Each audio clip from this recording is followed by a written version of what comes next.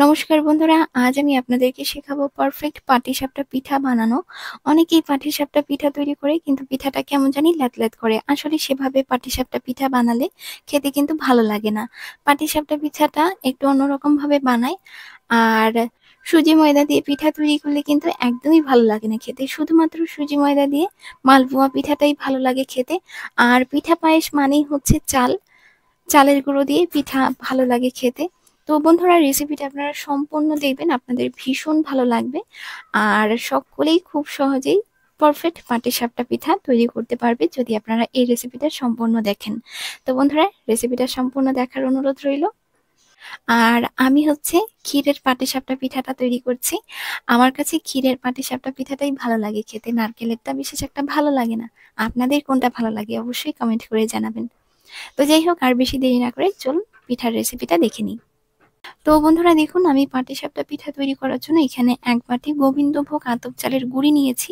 চালটা গুঁড়ো করে ছাঁকনি দিয়ে খুব ভালো মতো ছেঁকে নিয়েছি।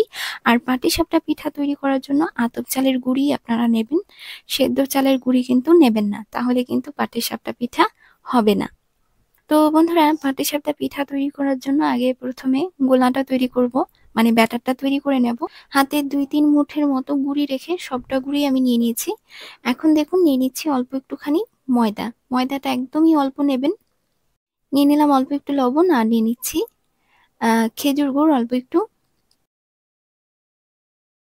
এখন আমি নিয়ে নিচ্ছি লিকুইড দুধ। দুধটা দিয়ে গোলাটা তৈরি করলে পিঠাটা খেতে অনেক বেশি ভালো লাগে। 10 টাকা প্যাকেটের গুঁড়ো দুধ দিয়ে তারপর জল দিয়েও কিন্তু ব্যাটারটা আপনারা তৈরি করতে পারেন। দুরকম ভাবেই আমি আপনাদেরকে বলে দিলাম। অনেক সময় কি হয় যে হাতের কাছে লিকুইড দুধ থাকে না, তো তার জন্য আমি আপনাদেরকে দুরকম ভাবে বলে দিলাম। প্রথমে অল্প একটু দুধ বা জল নিয়ে এভাবে ভালো মতো চালের গুঁড়োটাকে মেখে নেবেন। তারপর অল্প অল্প করে দুধ বা জল মিশিয়ে গোলাটাকে তৈরি করে নেবেন। কয়েকদিন ধরে ঠান্ডাটা একটু বেশিই দিচ্ছে, আর এই ঠান্ডায় একটু পিঠে খেতে ইচ্ছে করলো। তো ভাবলাম যখন পিঠাটা বানাচ্ছি রেসিপিটা আপনাদের সাথেও শেয়ার করি। অল্প একটু দুধ দিয়ে চালের গুঁড়িটা ভালো মতো মেখে নিয়েছি। এখন আমি অল্প জল নিয়ে গোলাটাকে তৈরি করে নেবো। আর গুড়টাও ভালো মতো মিশে গিয়েছে, ছোট ছোট দানা আছে। গোলাটা তৈরি করতে করতেই গুড়টা একদম ভালোভাবে গলে যাবে।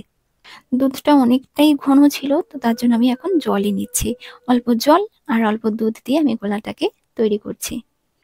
আর আরেকটা জিনিস, পাটিসাপটার গোলা যখন আপনারা তৈরি করবেন তখন হচ্ছে অল্প অল্প দুধ বা জল নিয়েই কিন্তু গোলাটাকে তৈরি করবেন, কারণ চালের গুঁড়ি তো, চালের গুঁড়িতে অল্প একটুখানি দুধ বা জল দিলে খুব সহজেই পাতলা হয়ে যায়। তো তার জন্য অল্প অল্প দুধ বা জল নিয়ে গোলাটাকে তৈরি করতে হবে। গোলাটাতে আর একটুখানি জল মেশাতে হবে।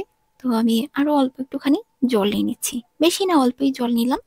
তো বন্ধুরা, পাটিসাপটার ব্যাটারটা আমার তৈরি হয়ে গেছে। আর এই যে দেখুন পাটিসাপটার ব্যাটারের ঘনত্বটা, পাটিসাপটার ব্যাটারটা ঠিক এরকমই তৈরি করবেন।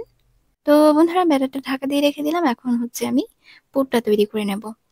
দুধটা আমি আগে থেকে ভালো মতো ঘন করে জাল করে রেখেছিলাম। তো এখন দুধটা হালকা একটু গরম হলেই আমি এর মধ্যে বাদ বাকি জিনিসগুলো অ্যাড করব। তো বন্ধুরা, দুধটা গরম হয়ে গেছে, তো এখন আমি অ্যাড করছি এর মধ্যে চালের গুঁড়িটা। অল্প একটু চালের গুঁড়ি রেখে দিয়েছিলাম এই পুরে দেওয়ার জন্যই। গুঁড়িটা দিয়ে অনবরত ভালো মতো নাড়াচাড়া করে নেবেন। হাতে 3-4 মুঠের মতোই আমি চালের গুঁড়ি রেখেছিলাম এই পুরে দেওয়ার জন্য।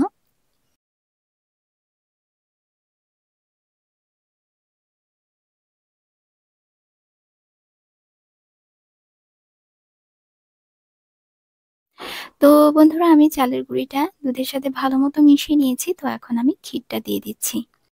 অতগুলো ক্ষীর দিয়ে তো পুরটা তৈরি করা যাবে না, তো তার জন্য অল্প একটু চালের গুঁড়ো আর অল্প একটু ক্ষীর মিশিয়ে পুরটা আমি তৈরি করছি।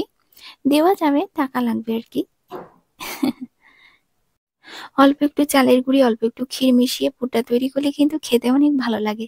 মনে হয় শুধু ক্ষীর দিয়ে পুরটা তৈরি করা হয়েছে। অল্প একটু ক্ষীর দিলেই অনেক সেন্ট হয়, আর টেস্টও অনেক হয়। তো যাই হোক, দেখুন এখন আমি দিয়ে দিলাম হচ্ছে অল্প একটুখানি গুড়। মিষ্টিটা আপনারা আপনাদের পছন্দ মতো দেবেন, যেরকম আপনারা মিষ্টি পছন্দ করবেন। এটাকে বেশ খানিকক্ষণ জাল করতে থাকবো যতক্ষণ না এটা ঘন হচ্ছে। আর এভাবে অনবরত নাড়াচাড়া করতে থাকবো যাতে করে এটা পোড়া লেগে না যায়। তো একটুখানি মিষ্টি লাগবে, তো আমি এখন দিয়ে দিলাম অল্প একটু চিনি। চিনি গুড় দুটো দিয়েই আমি পুরটাকে তৈরি করছি।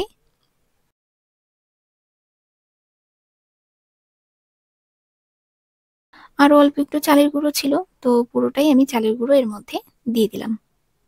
চালের গুঁড়ো ক্ষীর দিয়েই কিন্তু পুরটা তৈরি করবেন, ময়দা কিন্তু দেবেন না, ময়দা দিলে কিন্তু পুরটা খেতে ভালো লাগবে না।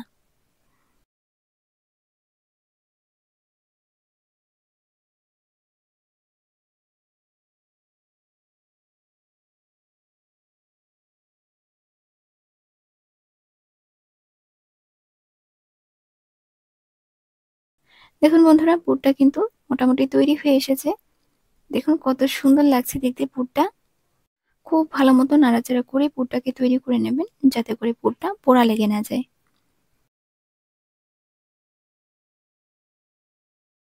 তো বন্ধুরা, পাটিসাপটার পুরটা আমার তৈরি হয়ে গেছে। গ্যাসটা আমি বন্ধ করে দিয়েছি, আর এটা ঠান্ডা হলে আর একটু ঘন হয়ে যাবে।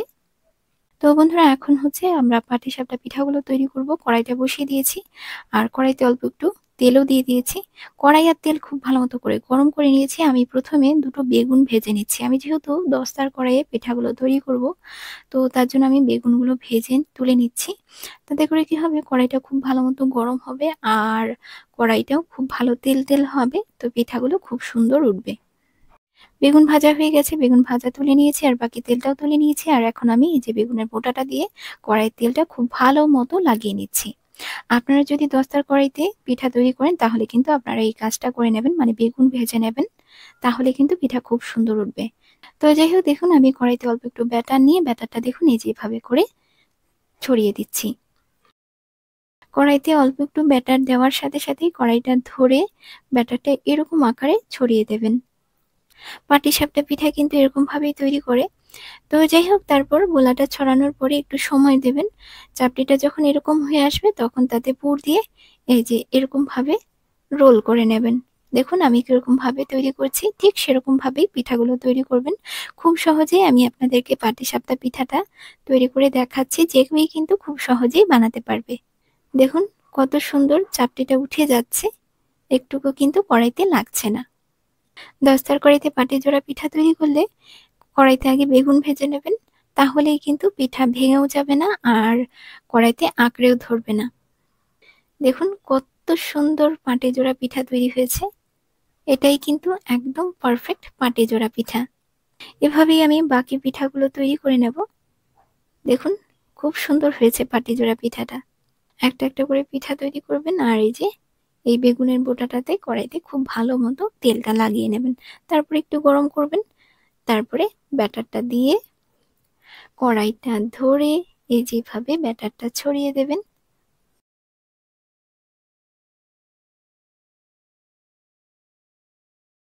তারপর একটু সময় দেবেন, রুটিটা এরকম হলেই তাতে পুর দিয়ে দেবেন।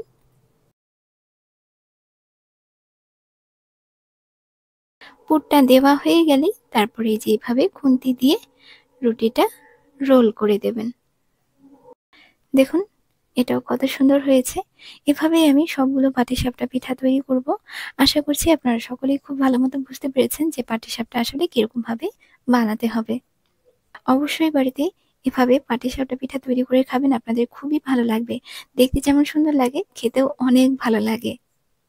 তো বন্ধুরা, সবগুলো পিঠা আমার তৈরি করা হয়ে গেছে, আর এই যে দেখুন কত সুন্দর হয়েছে পিঠাগুলো, খুব সুন্দর হয়েছে পিঠাগুলো, একই সাইজের হয়েছে, আর একটা পিঠাও কিন্তু ভাঙেনি।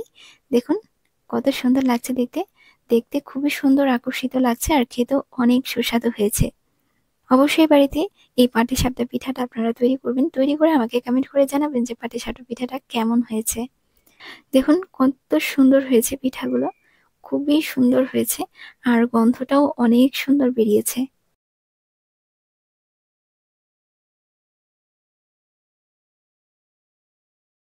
এই যে দেখুন পাটিসাপটা পিঠাটা হাতে তুললেই এই যে এরকম একদম সোজা হয়ে থাকবে, নাকি লেতিয়ে পড়ে যাবে। আর এই যে দেখুন পুরটা, পুরটা খেতে অনেক সুস্বাদু হয়েছে। দেখুন প্রত্যেকটা পিঠাই খুব সুন্দর হয়েছে, একটা পিঠাও ভাঙেনি।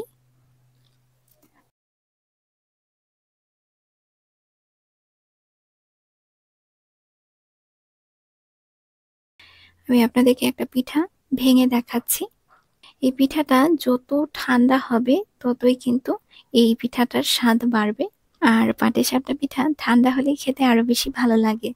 এই ঠান্ডাটা থাকতে থাকতে বাড়িতে অবশ্যই একদিন এই পিঠাটা তৈরি করুন। আপনাদের খুবই ভালো লাগবে। প্রত্যেকে এই পিঠাটা খেতে খুবই পছন্দ করবে। তো যাই হোক বন্ধুরা, পিঠার রেসিপিটা আপনাদের কাছে কেমন লাগলো অবশ্যই কমেন্ট করে জানাবেন। ভালো লাগলে লাইক, শেয়ার, সাবস্ক্রাইব করতে ভুলবেন না। তো বন্ধুরা, আজকের জন্য এই পর্যন্তই। দেখা হচ্ছে আপনাদের সাথে আরো একটা নতুন রেসিপি নিয়ে। ভালো থাকবেন সবাই। নমস্কার।